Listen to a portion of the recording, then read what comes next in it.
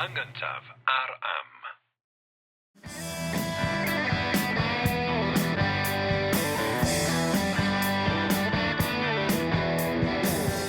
Helo, Sybai, Jerry Hunter dwi. A Richard Wyn Jones dwi, a da chi'n gwylio neu'n gwrando podlediad yr hen iaith, podlediad lle mae'n Americanwr o Cincinnati, Ohio, sy'n gwisgo crys T, sy'n dathlu Ohio yn ceisio neu yn addysgu, yn llwyddo i addysgu. Dwi'n mor falch bod hi'n cyfadda. Cymro o ben mynydd yn ysmôn ynglŷn â chyfoeth llenyddiaeth i iaith ei hun. Da ni ar gael drwy'r holl ffrydiau podlediadau, da ni ar gael ar YouTube, lle mae modd i'r dewr ein gwylio ni hefyd. Gowch chi weld crys T arbennig Jerry os da chi'n gwneud.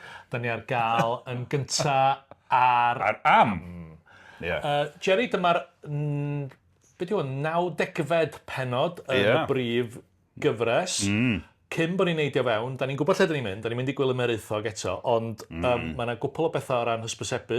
Oes. Yn gynta, fydd hwn yn dod allan, os da chi'n gwrando ar hwn pan mae'n newydd dod allan, fydd hi cyn y Steddfod. Ie, dewch i Steddfod, sy'n Benfro. Ia. Ac ddydd llun Steddfod, chwarter i hanner dydd? Chwarter i un. Chwarter i un, y babell len. Ia. Ein gweld ni. Mae'r babell len yn fawr, felly da ni wir angen llenwi'r lle. Ie. Gewch chi fod yn rhan o brofiad recordio canfed bennod prif gyfres yr hyn. Oes na rhywbeth arbennig yn mynd i ddigwydd yn y bennod yma? Oes, ond dim byd eich ti. Mae'n bwysig bod ni'n fyw a ti'n mynd gwybod sy'n digwydd. Mae'n ymateb. A dy gyffro yn rhan o'r holl brofiad. Dwi'n siŵr fysa gwylwyr yn cytuno. Dewch i wrando arna ni, neu gwylio ni'n recordio'r ganfed bennod yn y babell len. A'r bennod ola o'r drydedd gyfres. Yn union. Mae yna bedwerydd, neu pumed, neu chweched gyfres ar y ffordd.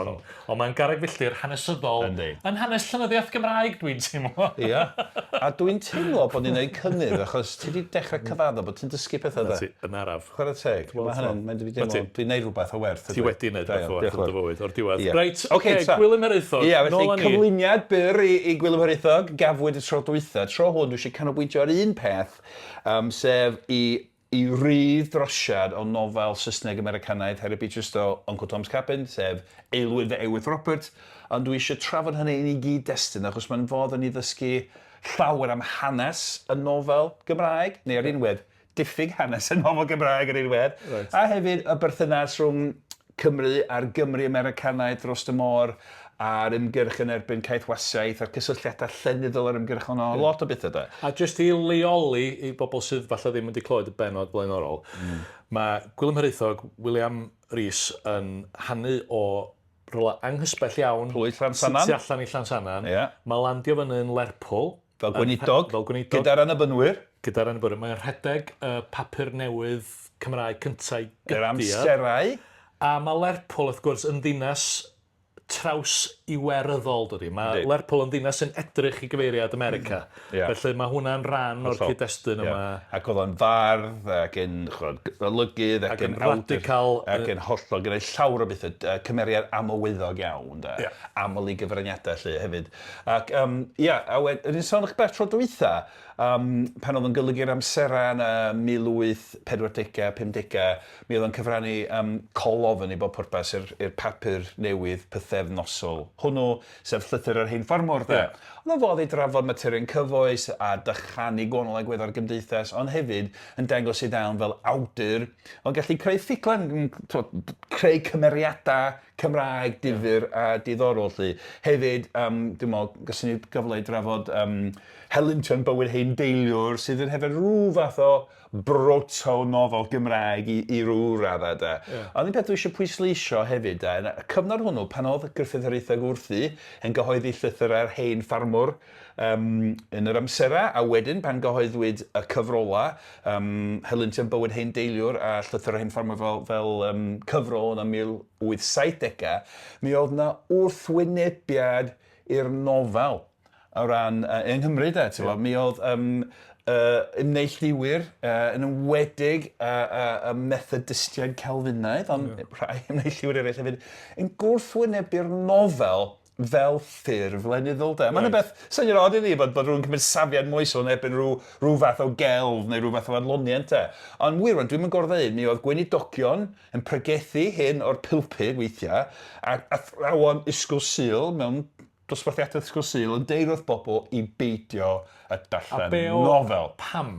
Achos os ydych chi'n darllen nofel, ydych chi'n darllen mwyn mwynhau yn unig. A mae hynny'n bechod. A mae darllen i fod ar gyfer adeiladu cymeriad. Deall Duw yn well. Llyfr pwysicau, wrth gwrs, yw'r Beibl, gair Duw ei hun. A wedyn mae'r holl lenyddiaeth esboniadol, ddiwynyddol, pethau sy'n tywys pobl i ddeall y Beibl yn well. A hefyd rhywbeth y moes wersol, mi o'n na ffrwd erbyn hyn, wel, mae'n cynyddu yn ystod y 40 o lenyddiaeth Gymraeg sy'n berwestol yn erbyn y ddiod. A dwi'n iawn i feddwl hefyd bod ni'n y cyfnod fan hyn cyn i ymnelltuaeth ac angenffurfiaeth Gymraeg ddechrau mynd yn wleidyddol iawn. Mae'n elfen beatistaidd cadw allan o'r byd materol. Oes, mae hynny'n ddiddorol, achos mae'n sôn am ffaith, tro dwytha, yn sôn am ffaith bod Gwilym Hiraethog wedi bod yn weinidog yng nghapel yr annibynnwyr yn Lôn Swan, Dinbach, ar ôl Robert F'Ewythr, ac pan oedd Robert F'Ewythr yn weinidog ifanc, oedd yn rhan o grŵp o annibynnwyr radicaloedd, oedd yn dechrau dadl mwy dros bwysigrwydd gweithredoedd da, mae'n rhan Calfiniaeth, mae Duw wedi rhag ordeinio pwy sy'n cael ei achub, dim ots beth ydych chi'n neud, ys ydych bywyd i bob pwrpas, dwi'n symleiddio, ond Robert F'Ewythr, pan oedd yn weinidog ifanc yng Nghymru, dechrau pwysig yna, mae gweithredoedd da yn bwysig, mae'n bwysig cefnogi pethau, helpu'r tlodion a rhywbeth oedd Robert F'Ewythr pan oedd yn weinidog ifanc, mae bwysig roi eich pwysau lle maen nhw'n gallu cael dylanwad. So oedd e'n dechrau ar y cyrion radicalaidd, a nath Robert F'Ewythr ymadael a mynd i America de. Ond dyn ni'n gweld hynny'n dechrau cynyddu. Mae'n rhywbeth diddorol, ddim yn mynd ar ôl hyn, ond mae'n rhywbeth diddorol am yr rhan yna o Gymru yn ail hanner yr 40 Mae'n ti Emrys ap Iwan, dyna yw dalgylch o, agos iawn i Llansannan. Mae gen ti, mae rhyfel a degwm a stwff radicalaidd iawn na. Dyma'r ardal, Llangwm, y gogledd ddwyrain ydy'r ardal. Ac yn ôl yn yr 15 hynny, dwi'n dros syweithio, dwi'n dweud Gruffydd Hiraethog yn lle Gwilym Hiraethog, so mae Gruffydd Hiraethog yn fawr pwysig yn yr 15. Ar Antelwtswyr, pobl fel Hugh Jones o Langw, mae'r ardal bwysig iawn o ran llenyddiaeth Gymraeg gyffredinol lle de. Ond ti'n gweld, felly mae yna ffrwd o ymneilltuaeth wleidyddol radicalaidd, ond mae ar y cyrion i rhyw radda de.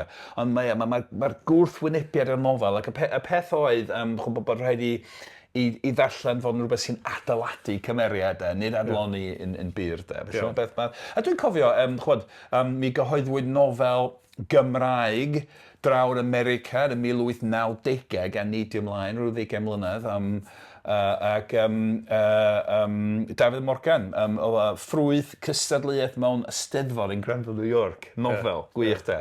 Ac hyn ar o ddechrau nofel honno, mae'r awdur yn deud oedd o wedi cael ei fagu yn Llanberis. Dwi'n cofio'r hein athro Ysgol Sul Parchus yn deud ni bod nofel yn bechadurus de, ac o'n teimlo'n yn chwythig yn sgwennu nofel, achos o'r peth yn ei benno bod nofel yn ddrwg de, so felly, ar ran hynna de, mae'n bwysig iawn cofio bod Gwilym Hiraethog gyda phethau fel llythyr ar hein ffarmwr de, a helyntyn bywyd hein deilwr, yn braniaru'r tir ar lyrsi'r ffordd ar gyfer y nofel trwy sgwennu pethau sy'n llithro i fewn dan o reidar i rhyw radda de. Iawn. A wedyn, o ran cynseilia'r nofel Gymraeg, o ran arbrofion cynnar, oedd ambell i gyfieithiad cynnar, dyn ni wedi trafod John Bunyan, Taith y Pererin, sy'n llyfr, wrth gwrs, crefyddol iawn, ond ffuglen, mae'n rhyw fath o broto nofel i ryw radda. Oedd y gyfieithiad Cymraeg eitha cynnar o nofel boblogaidd Pennod o Ffordd Robinson Crusoe hefyd yn Gymraeg sy'n hwy. So, ambell i beth fel yna. Mae'n rhywbeth ti'n deud fan hyn, mae'n rhaid i stopio chi, dwi'n gweud deall. So, be ydi nofel felly? Ti'n deud bod pethau'n... Be mae rhywbeth yn... Achos ti'n deud bod pethau'n llithro fewn i nofel neu'n prwt o nofel. Be ydych chi bobl sy'n dall y pethau? Mae yna ddadleuon ymysg ysgolheigion yn beth sy'n cyfri fel. Fel yn cofio, pan ni'n trafod Cawrdaf a'i lyfr o Y Bardd. Nes i bod ambell un yn dweud, dyma un o'r nofel y Cymraeg cyntaf eraill ddew, dyma nofel, achos o ran faint mor strwythuredig mae plot ac yn y blaen, ac lot o bethau gyhoeddwyd yn gyfresol yn reiddiol mewn cylchrona ac falle weithiau does ym cwaith gymaint o strwythur y plot a ti'n disgwyl mewn nofel a mae'n bella, dwi'n gwybod, mae'n llithrig iawn hefyd y term. So os ti eisiau galw taith y peryr yn nofel mi geti. Okay. Yn sicr oedd Robinson Crusoe yn nofel. Yn sicr de. So mae'n nofel Gymraeg a mi coeddwyd cyfeithiad Cymraeg o'r nofel honno de. Ond ti'n gweld fan y termau de, o ran yr holl beth yma'n yn y was Gymraeg yn y cyfnod. Mond yn gymharol ddiweddar yn gweld y gair nofel yn dŵad. Mae'n dechrau dŵad, ond mae'n beth eraill fel, mae'n sôn am ffug chwedla, a ffug lithoedd, ffug hanes de. Felly, do'r Cymru ddim yn siŵr be i alw nofel hyn o'r dechrau de. A mae ffug chwedl, mae'n chwedla llafar neu chwedla'r oesau canol, hanesion, ffug hanes de. Mond yn gymharol ddiweddar mae'n y term nofel. Wrth gwrs sy'n dŵad, wel, o'r Saesneg i'r Gymraeg ond o'r Eidaleg, nofela yn reiddiol, sy'n golygu rhywbeth newydd, ffurf newydd yn reiddiol de. Felly mae'n bach o ansicrwydd hefyd rhan be i wneud efo fod, mae'n rhan bwysig ohono fod de. Ond mae'n destun datl pa lyfr oedd y nofel Gymraeg go iawn cynta de, ti'n bod. Ond fi eisiau gadael y cwestiwn hyn ynglyn â'r nofel Gymraeg. A nid o'r dros y môr i America, a'r Gymru Americad honno, dyn ni wedi thrafod o'r blaen, ychydig bach, de. Ac o ran hanes gwas Gymraeg America yn y 415, mae'n lawer iawn o ddeunydd gwrthgaethiwol wedi gyhoeddi. Sôn am Robert Everett, de, wedi bod yn weinidog yr un capal y Gwilym Hiraethog, ac yn y blaen, mi ddechreuodd o ddifri draw yn America, oedd yn weinidog yn wreiddio ar gapel Cymraeg yn Utica, dinas fach yn upstate New York. Oedd efo lot o gysylltiadau Cymraeg. Lot fawr. A nath o draw i weithio mewn eglwys Saesneg am ychydig, bosib achos oedd yn rhy radicalaidd i'w braidd, yn siŵr. Wedyn nath o'n ôl i ofalu am ddau gapel Cymraeg tu allan i Utica yn Oneida County, New York. Capel Pennod ac capel uchad hyfryd. Enwad da. A wedyn, adag yna, ar ddechrau'r 1840, ddechreuodd Robert Everett ymgyrchu o ddifri, gan ddefnyddio'r pulpud yn ei gapelu, lle. A'r blaid wleidyddol, de, oedd yn hyrwyddo pleitio radicalaidd fel y Liberty Party a'r Freedom Party, de, ar wasg, achos oedd olygydd ar gyfnodol yn Cymraeg annibynnwyr America, cynhadwyr Americanaidd, yn dweud i'r wasg i hyrwyddo'r ymgyrch yn erbyn caethwasiaeth, de, ti'n bod? Ac oedd yna chydig o wrthwyneb ar y dechrau, nid bod yna dystiolaeth bod yna lawr o Gymru America, hynny yw Americanwyr Cymraeg, ydy gen o Americanwyr o dras Gymraeg, oedd yn berchnogion o gyd-weithio yn y deian, so yna bobl yn siarad Cymraeg fel iaith. Does dim llawer o dystiolaeth bod Americanwyr Cymraeg o blaid ceithwasiaeth, ond rhywbeth pell i ffwrdd yn y de oedd iddyn nhw i raddau. Ond mi oedd yna rhai Americanwyr Cymraeg yn gwrthwynebu Robert Everett, am reswm y gwleidyddol, achos o lot o'n nhw un ddemocratiaid neu'r rhan fwy'n chwigiaid. Dyna y ddwy brif blaid yn America yn y cyfnod hwnnw, 1840, democratiaid a chwigiaid. Ac dyma weinidog dylanwadol oedd wedi esgor ar ddywygiad ymysg Cymru America, oedd yn weinidog poblogaidd iawn, gweinidog poblogaidd iawn, yn deud wrth Gymru America i bleidleisio drost y Liberty Party, plaid rhyddyds de, ac yn y blaen, a wedyn y Free Soil Party, felly pobl yn ymosod arno fo oherwydd o'r resymau yna, felly doc yn calad, ond wedyn, erbyn etholiad arlywyddol 1856, mi oedd yna blaid newydd yn sefyll a gweriniaethwyr, yn wahanol iawn i blaid Donald Trump, de, ac erbyn hynny oedd gweddilla'n yr hen bleidiau radicalaidd, yr hen bleidiau gwrthgaethiwol, de, a'r chwigiaid oedd yn erbyn caethwasiaeth i gyd wedi un o'n y blaid newydd. Felly plaid newydd y pawb di un o'n y blaid oherwydd gwrthwynebu caethwasiaeth. A dyn ni'n gweld adeg yna bod Robert Everett bellach yn cael ei ystyried yn rhyw fath o arweinydd moesol Cymru America, a mae'r holl gyfnodol yn Cymraeg America yn un o tu ôl y gweriniaethwyr. Felly'n gweld rhyw un dod o ran hynna, oherwydd caethwasiaeth. Ac jyst am gan bod chdi ddim yn hynna'n hyrwyddo fan hyn, ti di sgwennu lot fawr ynglyn â hyn, felly mae yna, os ti bobl eisiau gwybod mwy ynglyn â hyn i gyd. Llyfr cyfam Robert Everett, gwas Cerrig Gwelch ac nifer o beth eraill.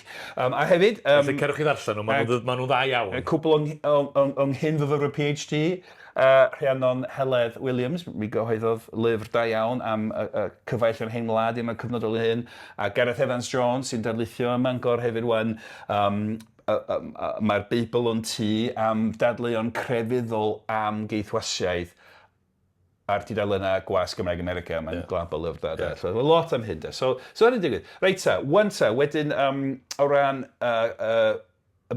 y y berthynas rhwng lenyddiaeth greadigol a'r ymgyrch yn erbyn caethwasiaeth yn America'n gyffredinol, y garreg filltir pwysica yw Uncle Tom's Cabin. Gan Harriet Beecher Stowe, gyhoeddwyd 1851-52, a mi oedd hi'n byw, pryd hynny yn Ohio. Cincinnati, Ohio. Oedd hi wir? Ie, oedd. Dwi wedi gweld y thu hyn efo weithiau. Ac yn wir, oedd hi'n byw yn Ohio, ac yr afon Ohio, mae Cincinnati ar lan yr afon, dydy, ar lan yr afon Ohio. Ac y pryd hynny, mi oedd Ohio yn dalaeth rhydd, mi oedd caethwasiaeth yn anghyfreithlon, ond os oeddech chi'n mynd dros yr afon i Kentucky, mi oedd Kentucky dalaeth gaeth. Felly mi ath Harriet Beecher Stowe dros yr afon i Kentucky, mi welodd hi Keith Weisher yn cael ei gwerthu mewn marchnad ac yn y blaen. Mi sgwennodd y nofel Uncle Tom's Cabin. Ath yn bestseller rhwngwladol i bob pwrpas da. Ac nofel ydy hi, ond yn fodd i agor llygad pobl am dryga cythwasiaeth. A dwi'n gwybod os da ni'n mynd i ddod nôl at hyn, felly dwi'n mynd i ddweud o rwan. Michael D. Jones, wrth gwrs, cael ei styried yn dad cenedlaetholdeb Cymraeg, oedd o'n weinidog yn Cincinnati, Ohio ar un adeg. Tua 1848. Gafodd hi urddo yn weinidog gyda'r anabynwyr mewn capel Cymraeg yn Cincinnati. Ie, na chdi. Tua 1848. Pwy fysa di dychmygu'r cysylltiadau mae gyd, de? Rhyfeddol, de. Fysa ti ddim yn ymwybodol o hynna pan oedd ti'n... O'n i ddim. Fysa ddim... Ti'n bod yn lle mwy diddorol i fi ar y bryd, os o'n i'n gwybod y beth yma pan o'n i'n teenager yn Cincinnati. Yn gwrth rhyfelen erbyn y... Ie, hollol. Ond felly... a mi oedd Uncle Tom's Cabin mor bwysig. Mae'n stori... Dwi'n siŵr os yn stori wir neu'n stori apocryffaidd, a mae'n stori ydych chi'n clywed lot pan ydych chi'n darllen pethau am hanes America. Gafodd Harriet Beecher Stowe wahoddiad i'r tŷ gwyn i gwrdd Abraham Lincoln ar ôl y rhyfel cartre dechrau yn y 1860au cynnar. Ac yn ôl y stori, ddedodd Abraham Lincoln pan welodd o Harriet Beecher Stowe, oh, so you're the little lady who started the big war. Efo'r nofel, grim llynydd, be bynnag. Ond mewn llai na degawd ar ôl i'r nofel Saesneg ymddangos, Uncle Tom's Cabin, mi gyhoeddwyd 2 gyfieithiad Cymraeg gwahanol yn America. 2 gyfieithiad Cymraeg. Un gan olygydd cyfaill ar hyn wlad, Methodist, William Rowlands, a un gan Robert Everett. Dyna gwybod, pan o'n i'n sgwennu fy llyfr Robert Everett, ges i gyfle i wneud ymchwil anhygoel, fatha breuddwyd ymchwilydd. Ges i, gyda help hanesydd lleol yn Utica, New York, ges i hyd i ddyn oedd yn o'r wyr Robert Everett, Pensaer yn Connecticut, a ges i gysylltu rhag oma gyda fo bapur y teulu o gyda fo fatha 10 bocs o bapur a llawysgrif yn llaw Robert Everett, oedd yn hygol. A jyst yn, waw, so dyna sylfaen y llyfr sgwennu si amdano fod yma'n anhygol. Ac ymysg y papurau dde, be oedd, ond llythyr sgwennodd Harriet Beecher Stowe a Robert Everett yn ateb i lythyr o. A mae'n llythyr byr, a mae'n jyst ni, dwi'n cael iasa, croen gwydd wrth fel amdano fod. Mae'n deud, Dear Reverend Everett, you have my permission to publish Uncle Tom in Welsh wedi sythafu ti, and do with it what you please. I hope that it does some good. Yours truly, H.B. Stowe. Gwych. So gafodd Robert Everett ganiatân gyda'r awdur, ddim yn gwybod William Rowlands. But bynnag, ac mi gyhoeddwyd 2 gyfieithiad Cymraeg gwahanol o Uncle Tom's Cabin yn America, a draw yma yn America neu ar y weisg Cymraeg yn Llundain a Lerpwl, mi gyhoeddwyd sawl, dwi'n siŵr, 7 o 8, 9, 10 cyfeithiau wedi gyhoeddi yn ystod y 10 So, ond llyfr pwysig iawn yn y Gymraeg. O, hwnna syfdanol, dydi? Di. Hefyd yn deud rhywbeth ynglyn â diwylliant cyhoeddi Cymraeg ar cyfnod yna. Yndi, hollol, yn rhyngwladol, ac yn Americanaidd iawn ar unwedd hefyd, ond yr holl gyfeithiadau, o safpwynt llenyddoldeb, yr hyn sy'n diddorol i bobl sy'n astudio llenyddiaeth Gymraeg, yr un mwyaf diddorol o bellfor yw un Gwilym Hiraethog, Aelwyd F'Ewythr Robert. Mae'n wych y lyfr. Ac achos gyda hyn oll, wrth gwrs, yna ni ddod nôl ar hyn, mae'n munud ond mi oedd y darllenwyr Cymraeg yn neilltuol amheus yna, ddim yn meddwl bod nofel yn bethau drwg, pethau bach.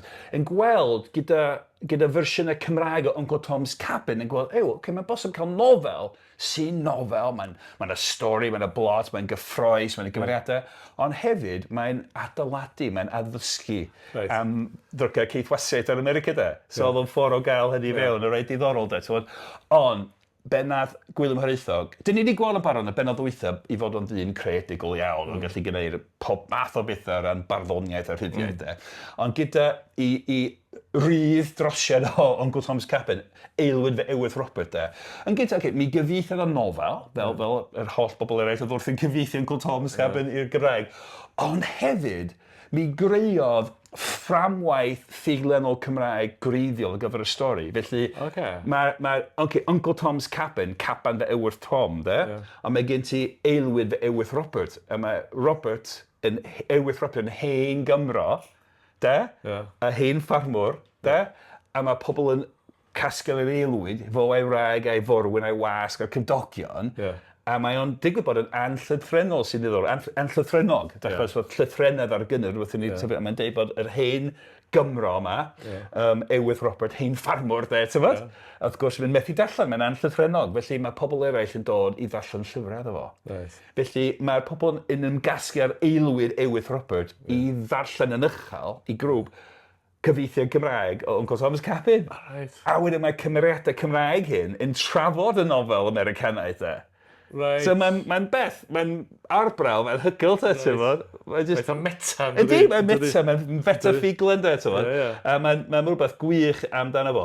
Ond cyn darllen fi, mae'r llyfr, gyhoeddwyd gyda fo yn 1853, mae'n cynnwys lluniau hefyd, rhywun sy'n gwneud hanes celf, so werth olrhain pwy yr artist ac yn maes, rwy'n gwybod. Ond maen nhw'n lluniau gyda, weithiau mae'n llyfrau Cymraeg cynnar, ddech chi'n gweld lluniau yn grafiadau falle a mae'n amlwg bod nhw wedi codio rhywbeth Saesneg, wedi ailgylchu, ond lluniau gwreiddiol di hyn, achos maen nhw'n darlunio'r stori. Felly, rhywbeth, wedi dechrau, mae'r tro cynt erioed yn yr hen iaith, dyn ni am drafod llun. Right? Wrth gwrs, dwi'n gwybod, dyn ni pawb ddim yn gwylio ni ar YouTube, mae llawer yn gwrando, felly dwi'n dibynnu ar dy allu creedig o Richard i ddisgrifio llun i'r grandawyr, felly dim yr llun ar ddechrau'r llyfr. Felly mae gennym ni lun, a mae'n deud o'r dan efo, F'Ewythr Robert ei deulu a Gemmy Harris. A wedyn mae gennym ni lun o, mae yna 5 person, 2 ddynes a 3 dyn, un yn amlwg yn hun, a mae yna un... Dwy'r hun? Aelwyd Robert a'i wraig. O ia, mae hi'n hun hefyd. A wedyn mae yna 3 arall sy'n iau. Mae yna gia cath yn gorwedd o dan y bwr. A maen nhw'n gymeriadau yn y stori, y gath? O, ffantastig. A mae yna ganwyll ar y bwr, felly mae'n fin nos, dwi'n cymryd, a mae yna gloc mawr wal tu ôl dyn nhw. Ia, mae nhw'n eistedd blaen y tân. A sbia, beth sy'n mlyndir y llun? Ia, bethau arfa tân di hynna. Ia, so mae'r llun wedi dynnu pe bain ffotograff li fel syrff arlunydd yn y lle tân, yn sbio allan o'r tân ar y bobl sydd ddim gael. So Aelwyd, ydy'n gweld, mae'r llun wedi cael ei gymryd o safbwynt o'r Aelwyd, Ac wrth gwrs mae Aelwyd yn Gymraeg yn golygu rhywbeth llythrenol. Carreg Aelwyd. Carreg Aelwyd. Ond hefyd mae'n drosiad ar gyfer teulu y pethau sy'n digwydd o'r Aelwyd. So dyna sy'n mae'n dechrau. Mae'n wych. Mae'n luniau eraill, ond dyna'r un mwyaf diddorol, dwi'n meddwl. So nes dechrau efo'r tamad o dyfyniad cyntaf at y darllenwyr. Ac eto, os da chi newydd i'r hen iaith, lle da chi wedi bod, ond os da chi newydd i'r hen iaith, mae Jerry'n sticio darn o bapur ymlaen i, dwi'n gorau darllen o heb ddim baratoi, felly gawn ni weld. At y darllenwyr, gyfeillion a chydwladwyr hoff, felly mae hwn yn rhan o'r gyfrol. Ydy. Ychydig a feddyliwn pan yn cyrchu gyda'r caban tua thu fy nghen gyfaill F'Ewythr Robert, y waith gyntaf, i adrodd y rhywfaint o gynwysiad y llyfr hynod hwnnw, y buasau hynny'n arwain i'r hyn y gelwyr heddiw y gwnaeth. I'r hyn y gwelir heddiw y gwnaeth. Mae deall fod yr Aelwyd yn cael y fath derbyniad lluosog a chroesawgar gan fy nghyd genedl yn syndod ac yn llawenydd mawr i mi. Ni allwn feithrin y gobaith lleiaf am y fath beth ar y cychwyn wrth ystyried bod 3 neu 4 o gyfieithiadau, rhai yn gyflawn a rhai yn dalfariadau o'r caban wedi cael y blaen ar yr Aelwyd. Rwyf yn meddwl y ceir enaid y caban yn yr Aelwyd, na ddilynais drefn yr awdures yn adroddiad y digwyddiad ym mhob man, ac na roddais gyfieithiad o'i geiriau hi ar bob achlysur. Cymerais fy rhyddid weithiau i adrodd hanes rhai digwyddiadau yn fy ngeiriau fy hunan, gan ofalu cadw ysbryd ar hanes y llyfr gorau y gallwn, a phryd arall i roedd i cyfieithiad llythrenol o rannau ohona. A mynd heibio i rannau eraill heb wneud dim ond bras grybrwyllion am yr amgylchiadau a ddisgrifid ynddynt. So mae'n rhan o'r nofel yma, lle de? ond mae'n disgrifio i bob pwrpas hanes ac arwyddo cad cyhoeddi gwahanol gyfeithiadol, ond Hanes Caban, dydi? Ac yn dweud, nid dyma'r cyntaf oedd Robert Everett o'r America Diach y blaen ac am llun arall, ond mae'n wahanol. Ac hefyd, mae'n swnio fel llais yr awdur, dydi? Mae'n swnio fel Gwilym Hiraethog yn deud wrth y darllenwyr ben nath o, ond nac i un o gymeriadau ffuglen o y llyfr sy'n siarad. Felly, sy'n neud ymlaen... Meta eto. Ti'n excitio am hyn. Meta ffuglen y berwerdd garfer 15 yn sicr. Sy'n neud ymlaen, diwedd yr rhagymadrodd yma, de?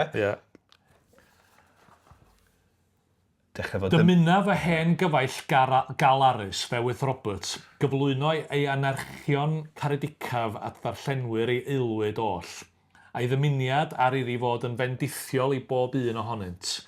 Ychydig y feddyliau ynta ychydig amser yn ôl, y buasau y rhifin diweddaf o'r Aelwyd yn cario gyda gef y newydd am farwolaeth ei hen gymar hybarchus, a thybiau yn gryf nad yw yr amser ddim ymhell na bydd ynta wedi ei ddilyn. Teimla fod ei galon yn gystal a'i Aelwyd yn anrheithiedig ac anghyfanedd yn awr. Gyda diolch i chwi am y derbyniad helaeth a chalonog a gafodd yr Aelwyd gennych, y terfyna hoff gyfeillion a chydwladwyr, eich ifydd, wasanaethydd, etc. James Harris, Bryn Derwen, Medi'r cyntaf, 1853. So mae James Harris yn un o'r cymeriadau ffuglenol sy'n ystod gwybod sy'r Aelwyd, a mae'n sôn am Aelwyd Robert fel sef o'n cymeriad go iawn, dydi, tywed. So mae hynny'n rhywbeth gwych. Sy'n sbyn y llun eto, dwi'n siŵr bod Jimmy Harris mae'n gael efo yn fyna weithiau hefyd, tywed. Yn wych iawn. A wedyn, na i dechrau wedyn, y darn nesa, y rhagdraeth, dechrau ar y nofel go iawn. Eto, mae'n wych, sôn am y wedd y feta ffuglen o'r llyfr. Mae'r ffuglen i dechrau'n barod, tywed. Ond dyma dechrau priodol nofel arferol bron mewn ffordd, mae'n sôn am ffarm Aelwyd Robert a bobl sy'n ymgasglu ar Aelwyd ac yn y blaen. Y rhagdraeth. Mewn lle o'r enw Hafod y Ceiliogwydd ar lethyr un o'r cymoedd a lechant o olwg y byd, yng nghysgol uchel fynyddau Meirion. Cyfanedda par oedrannus adnabyddus yn y parth hwnnw o'r wlad, wrth yr enwa F'Ewythr Robert a Modryb Elin. Gwisga ddau goron harddwch hynafgwyr, gwall gwyn dyna, Ie. Funny. Coron harddwch hynafgwyr fyddai'n galw fod yn ngwallt brif o'n ymlaen. Hanes y mae uwchlaw 70 o amserau wedi cyfnewid arnynt. A maent yn byw ar dyddyn lled fychan yn byr gryno a chysurus eu hamgylchiadau. Nid oes iddynt na mab na cwyr, claddasant eu plant, arglwydd, 2 fab a 2 merch yn ei babandod, Eu holl deulu ydyw Gwas a Morwyn, a chi a Chath. Hen wr hollol anllythrenog ydyw F'Ewythr Robert. Nid oedd nac ysgol sabothol na ddyddiol yn y gymdogaeth pan oedd efe yn blentyn. Ac nid oedd ei rieni pe buasant yn gweled gwerth addysg mewn amgylchiadau i allu anfon Robin bach oedd i cartref i ysgol. Mae F'Ewythr Robert hynny yn feddiannol a radd dda o synwyr cyffredin, a pharchu'r ef yn fawr gan ei gymdogion yn gyffredinol fel gŵr gonest, geirwyr a chymwynasgar. O ran ei foesa, fel y gellu disgwyl, mae'n hynod o wledig yn rhyw hwff haff fel y dwedir o hen wr. Mae ganddo stor fawr o hen eiria breisio yn yr amserau gynt, y rhai a ddefnyddia yn wastad fel y dygwyddant ddyfod i'w feddwl, pan ddigwyddo iddo gael ei gyffroi i syndod neu ddigofiant, etc. Ie. Dwi'n mynd alw di'n rhyw hen hwff haff o wr wedi de. A ti'n sort of hen Cyn bethau bod chdi'n dweud bod coron harddwch yn afgwr ar yn hen. Yn bendant. A ti'n mae'n ddiddorol, achos, bod ni'n dweud, un o themau y gyfres yma yw twf llythrennedd, a mae beth eitha anghyffredin bellach, mae'n egluro, wel, mae'n hen, pan oedd yn fainc, doedd yn ysgol sabothol, ymneilltiaeth, yn licidio ddigon o'r athol eto, ac oedd y teulu'n ryd lawr i roi addysg iddo fo, a wedyn mae'n sôn am Modryb Elin hefyd. A wedyn, i'r darn nesa, jyst chwr am y gwas a'r forwyn a'r gi a'r gat. Mae y gwas a'r forwyn sydd gyda hwynt yn bresennol wedi treulio o 12 i 15 mlynedd bob un yn ei gwasanaeth ac yn ffrostio'r hen bobl na ymadawodd na llanc na llances erioed y gwasanaeth hyd nes y byddant yn myned i briodi. Mae ei ci, Tobit, hefyd yn hynafgu o'i drannus iawn, yn ddigon hen o daid i holl gwn y plwyf. Ac am yr hen gath Judy, mae ei golwg hi yn pallu gan henaint fel y sonia'r hen wr yn aml am geisio spectols iddi, fel y galla weled y llygod. Da iawn. A mae arwyddion henaint trwm hefyd i weled ar y ceffyla a'r gwartheg. So mae'n wych, dydi. O'n i'n meddwl sy'n ti'n licio Tobit a Judy, de. Mae pawb yn mynd yn hun am ei gilydd. Y ci a'r gath, hynafgu, de. Y ci a'r gath, de. A spectol i'r gath. A mae rhywbeth anwyl am hynna, de. Hen bobl, a fe hen gi a hen gath. Mae ceffyla gwartheg yn hen. Mae rhywbeth anwyl hoffus, de. A mae'n ffraeth iawn, dydi. Ond eto, o'r un weth, oce, mae rhyw ddarlun sy'n delfrydu y werin, dim gyfnod cyn Owen Edwards ar ymgyrchu ferchafu'r werin, a mae'n digwydd yn sgil y llyfrau gleision i raddau, mae eisiau cyflwyno'r werin Gymraeg efo pobl barchus, grefyddol ac yn y blaen. Ond eto, mae'n hiwmor does, ac hefyd, mae'n damad eitha sylweddol o reality hefyd, mae plant nhw i gyd i marw yn fabanod, a maen nhw'n dlawd hefyd, felly mae'n cymysgu pethau yma, dydi? Mae'n gredadwy ar un wedd hefyd, dydi? Mae'n rhywbeth... Ti'n gallu dall pan bod hwn yn apelio, dwi? Yn hawdd, syth bin. Mae pobl yn gallu uniaethu'r cymeriadau hyn, de? Syth bin, ie. Hollol. Mae'n tueddu canolbwyntio'r ochr hoffus i gymeriadau, ond yna fo, mae'n bobl hoffus ym mhob gymuned, oes? A wedyn y darn nesaf ni'n cael cymeriad arall sy'n dod mewn. Mae gŵr ieuanc yn byw yn y gymdogaeth, mab i amaethwr cyfrifol, yr hwn sydd o duedd fwy darllengar a meddylgar na'r cyffredin yn y fro honno. Arfera gŵr ieuanc hwnnw dalu ymweliad mynych a F'Ewythr Robert i ddarllen papurau newyddion, misolion a llyfrau eraill iddo.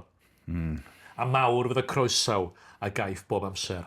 Os oeda gŵr ifanc ei ymweliad ambell dro, yn hwyn ag arferol, bydd yr hen wr yn hynod o anynad ar y ci a'r gath yn fwy o cyffredin y syrth y dialedd. Wch, a fi.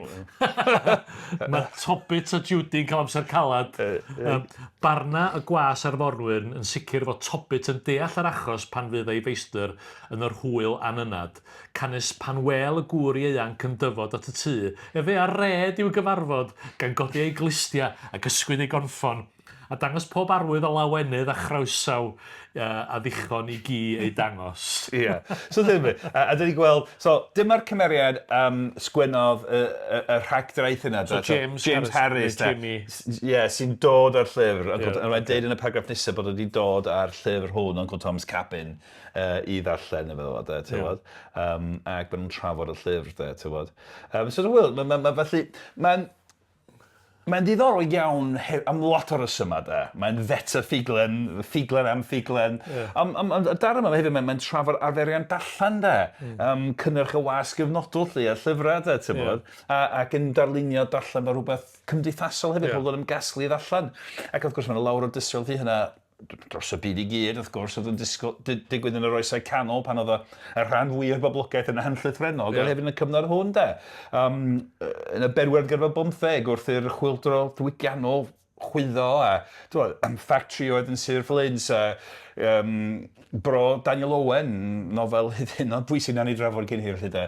Mae pobl weithiau mewn ffactri yn cael rhywun i darllen papur newydd i'r gweithwyr eraill, ac yn y blaen. Ac merched yn ystod o gwmpas yn gwnio, coginio, un yn darllen y lleill, de. Felly rhywbeth sy'n digwydd. Felly, dyn ni'n cael darlun o ddarllen fel rhywbeth cymdeithasol. Heddiw, mae rhywbeth unigol ac unigolyddol, dydi? Ti'n dy gadar frichiad dra'n darllen dy lyfr ac yn y blaen. Do. Fel welys ti bore yma, de? Yn anwybyddu'r byd. Ystod a hollol, ond darllen fel rhywbeth cymdeithasol torfol, de. Ac os a pwynt theori lenyddol, mae'n ddiddorol, achos mae gen ti gymuned o ddarllenwyr, cymuned uniongyrchol iawn, a dyna'r cylch cyntaf o drafodwyr o berniad, pobl yn cyd-drafod o'r hyn maen nhw'n ei ddarllen, de. A dyna ni'n gael yn y nofel hon, y Cymru hyn ar Aelwyd yn trafod y nofel wrth i ni ddarllen. Felly be gan i nes ymlaen wedyn yw bob yn ail pennod neu talfyriad o bennod o Uncle Thomas Caban yn Gymraeg, a wedyn pennod fel hon efo'r cymeriadau Cymraeg yn ei drafod. Ac yn dyllu da. Mae wych iawn. A wedyn... Dwi'n gallu gweld mae gwylwyr YouTube yn gallu gweld faint wyt ti wedi exeitio. I'r bobl sy'n gwrando, dwi'n mynd i just... ti, os na... Tasa Jerry efo cynffon, mi fysa fo'n ysgwyd ar hyn o bryd, ynddo. fel Tobit, yr hynafgu. Na ti. Ie, hollol. A wedyn, dyfyniad ola i ddod nôl at themad o'r un i thrafod ar y dechrau. Dyma rhai o'r cymeriadau eraill yn trafod Mrs Harris, sef Mam James, mae hi'n dŵad i ymuno, ac Rhys cymeriad arall. Ie. Mi fydd mi'n meddwl lawer gwaith ebe Mrs Harris bod arno ni eisiau mwy o lyfrau fel Caban F'Ewythr Tomos yn Gymraeg i ddenu pobl i ddarllen llyfrau fod o'n cymysgu difyrwch ac adeiladaeth i loni a dysgu y meddwl ar yr un pryd. A mae llyfrau o'r fath honno yn bethau lle ddiethyr i ni yn ein hiaith ein hunan. Ta chi'n cyfri llyfrau o'r fath honno ebe Rhys, mae gael chi weld y codau llawer dwlyn pharesiad o gryfyddwr i wrchu'n ofnadwy arnoch chi. Mae hynny ddigon tebyg ebe Mrs Harris, ond ni fyddai'n werth sylwi ar rai o'r fath honno, druan. Roedd dynion o'r fath yna'n codi dwylo mewn dychryn rhag taith y pereryn John Bunyan pan ddoth allan gyntaf. Felly trafodaeth ffuglenol am yr union beth dyn ni wedi drafod, sef y gwrthwynebiad yn neilltuol i nofel, i'r nofel fel ffurf de. A mae'r bobl cul sydd yn gwrthwynebu hynny, oedden nhw hyd yn oed yn gwrthwynebu taith y pereryn. Ond cydnabod bod y llyfr hwnnw yn un o gynseilion y nofel bellach de, ti'n bod. Mae wych dyri, yn trafod hyn. Ac y syniad bod, mae Mrs Harris yn dechrau bod arno ni y Cymru eisiau mwy o lyfrau fel Caban F'Ewythr Tomos yn Gymraeg, ynddo? I ddenu pobl i ddarllen llyfrau, mae'n dweud, ynddo? Fydd o'n cymysgu dyfyrwch ac adeiladau, cymysgu adloniant ac addysg mewn ffordd, de. So ni'n gweld fel hynny'n dweud, mae'n rhywbeth gwych am hynny, de. A wedyn mae ateb Rhys, sydd yn ymuno yn y drafodaeth yr Aelwyd. Mae'n wych, dydi. Tasach chi'n neud hynna, ta chi'n cynnig llyfr ar fath honno, mi gaich weld y codau llawer dwlyn pharesiaidd o grefyddwr, de. Mi oedd Gwilym Hiraethog yn weinidog mewn capel, de. Ond eto, mae'n cyfeiriad math o gapelwr, mae'n alwyn ddwlyn pharesiaidd o grefyddwr, de. A mae'r gwybod rhywun yn ddwlyn, de, mae'n dwp, de, a pharesiaidd hefyd, de. Mae'n wych dyn ni, felly mae'n mynd amdani dyn ni, de. Ac yn gweithio'n galad, mewn ffordd greadigol iawn i helpu sarnio troedle ar gyfer y nofel Gymraeg, de. A mae'n dod achos bod ni'n trafod hanes llenyddiaeth, dwi'n ni'n faint o lyfr o Saesneg am dwf y nofel Saesneg a hynny gyd. Ond ti'n bod, sôn am naddu troedle ar gyfer ffurf lenyddol mewn hinsawdd oedd yn eleniaethus i raddau, de. Ac yn llwyddo i wneud hynna mewn ffordd. Felly mae'n glab o lyfr, mae'n lot o hwyl, a mae'n jyst i ddallan, mae'n cymeriadau a'r holl pethau'n wych iawn. Gwych, Jerry. Wir wedi mwynhau hwnna. A wir wedi mwynhau gweld y gyffrod i a dy gynffona lyd i. O'r drafod metaffiglen y Ond os da chi ddim wedi ddarllen o, dwi wir yn awgrymu bod chi'n mynd i ddarllen llyfr Jerry am Robert Everett, achos mae o gyd mor eithriadol o ddiddorol. Reit, diolch fawr i ti. Diolch i Richard. Richard Martin sydd wrthi tu ôl y llenni neu tu ôl y camera yn llythrenol yn neud yn siŵr bod hwn yn cael ei recordio a'i ddarlledu yn gwerthfawrogi hynny'n fawr iawn, Richard. Da ni'n diolchgar iawn i chi sydd yn gwylio ac yn gwrando ac sydd yn rhannu wybodaeth am fodolaeth y pod efo unrhyw un all fod efo diddordeb. Da ni'n dibynnu arnoch chi wneud hynny. Da chi'n gallu deud wrth bobl bod Jerry'n darparu talfyriad Saesneg o bob pennod ar gyfer nation.cymru sy'n ardderchog. Ti'n llwyddo i wneud yn rhyfeddol. Yn y werth i ddarllen. Da ni'n gwerthfawrogi, da chi'n deud wrth bobl bod ni ar gael drwy'r holl ffrydiau podlediadau. Da ni ar gael ar YouTube a da ni ar gael yn gyntaf bob tro ar am. Cofiwch ddod i weld ni yn y babell len ar faes yr Eisteddfod a prynwch nofel newydd Jerry. Sydd fel Uncle Thomas Caban yn nofel Americanaidd. Heb i chyfieithu'r Gymraeg. Heb i chyfieithu'r Gymraeg. Eto. O fyna 8 cyfieithiad erbyn diwedd y ddegawd. Reit. Gyda hynny, hwyl o tro. Hwyl fawr.